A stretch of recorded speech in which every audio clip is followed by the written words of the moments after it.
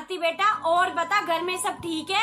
हाँ हाँ माँ, सब ठीक है। बेटा तू तो बड़ी अच्छी हो रही है, लगता है तेरी सास तेरा बड़ा ध्यान रखती है। हाँ माँ, मुझे अपनी बेटी की तरह प्यार करते हैं। दीदी ये लीजिए पानी। थैंक यू भाभी। बहू मैंने कपड़े रखे धोने के लिए, जल्दी से जाके कपड़ा धो और खाना बना मेरी बेटी के लिए। माँ ये आपने भाभी से किस तरीके से बात की? अरे बेटा ये इसी लायक है। जब मैं मेरे ससुराल में आटे लगाती हूँ ना तो मेरी सास रोटी बनाती है, ठीक है, और इतने मैं कपड़े धोती हूँ तो इतने मेरी सास कपड़े सुखा के आती है।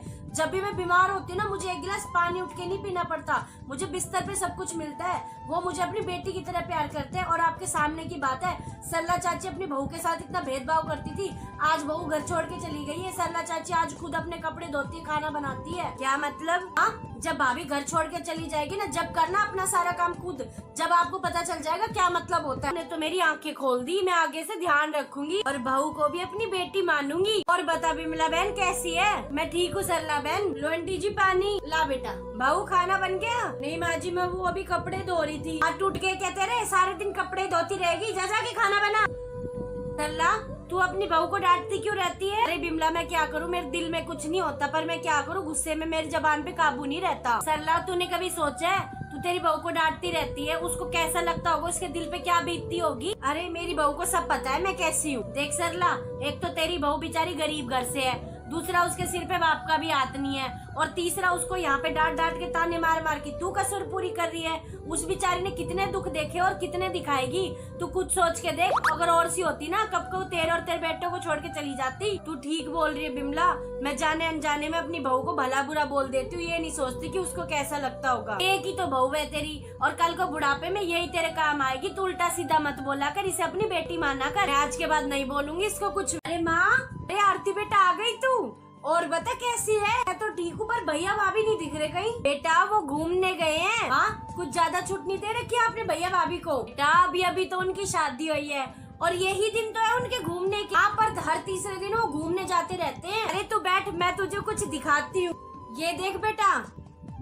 अरे मम्मी ये तो बड़ी सुंदर आपने अपने लिए खरीदी है। अरे बेटा मैं कहाँ बुढ़ापे में पहनूंगी, तेरी भाभी का जन्मदिन आ रहा है ना, उसके लिए खरीदी है मैंने। अभी से आप इतने महंगे महंगे गिफ्ट दोगे ना तो भाभी आपके सिर पे चढ़ जाएगी। मुझे याद है बेटा, बहू ने मेरा जन्मदिन कितने धूमधाम से मनाया था। हाँ तो कौन सा बड़ा एहसान कर दिया, फर्ज है ये उनका। बेटा आज तक मेरा जन्मदिन इतना धूमधाम से किसी ने नहीं बनाया जितना मेरी बहू ने बनाया है, ठीक है। वो मेरे लिए इतना कुछ करती है तो मैं उसके लिए इतना भी नहीं कर सकती। आप मुझे माफ कर दो, मैं तो आपको और भाभी का प्यार देके जल रही थी, लेकिन माँ आप चिंता मत करो, आज के बाद मैं भी अपनी सास की पूरी इज्जत करूंगी और उनको भी मैं बहुत प्यार करूंगी। बिमला मैं बड़ी परेशान हूँ। क्यों, क्या हुआ? तो मुझे किसी चीज की कोई कमी नहीं है, लेकिन ना कभी कभी मेरे बच्चे मेरी बात नहीं मानते, बहुत रोक टोक करते हैं। मेरी वैसे तो बहू भी अच्छी है, बेटा भी अच्छा है, इन सब से तो मुझे कोई तकलीफ नहीं है। मुझे दिक्कत ज्यादा इसलिए होती है कि जब भी मेरा बेटा छुट्टी आता है ना, वो 4-4 दिन रिश्तेदारों के घर रुकता है। वो चीज मुझे बिल्कुल, ऐसी छोटी मोटी परेशानियां तो सबके जीवन में होती है। मुझे लगा कि मैं तेरे पास आऊंगी तो तू मुझे कोई सलाह देगी। तेरी परेशानी तो दूर नहीं कर सकती, लेकिन तेरी एक छोटी सी समस्या का समाधान जरूर कर सकती हूँ। वो क्या?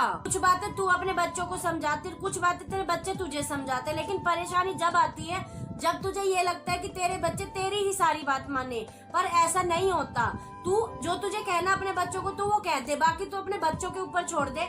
अगर वो तेरी बात समझते हैं तो अच्छी बात है, नहीं समझते तो अच्छी बात है, बाकी बच्चे समझदार होते हैं। अगर तू इतना समझ जाएगी ना तो जिंदगी में परेशान होना छोड़ देगी। आज से मैं भी अपनी आदत सुधार लूंगी और खुशी खुशी रहूंगी। अरे बिमला आ बैठ, मैं जब भी तेरे घर आती हूँ ना तू घर के ही कामों में लगी रहती है, तेरे को तो तेरी बहू का रत्ती भर का भी सुख नहीं है। अरे बहन मेरी बहू का ना 8वां महीना चल रहा है, उस बेचारी से कहाँ काम होगा? क्यों, हमारे टाइम में हमने नहीं किया काम? वो टाइम था जब हमें अपनी सास का सहारा नहीं होता था, वो तो हमारा दिल ही जानता था कि हम कितना दुखी रहते थे।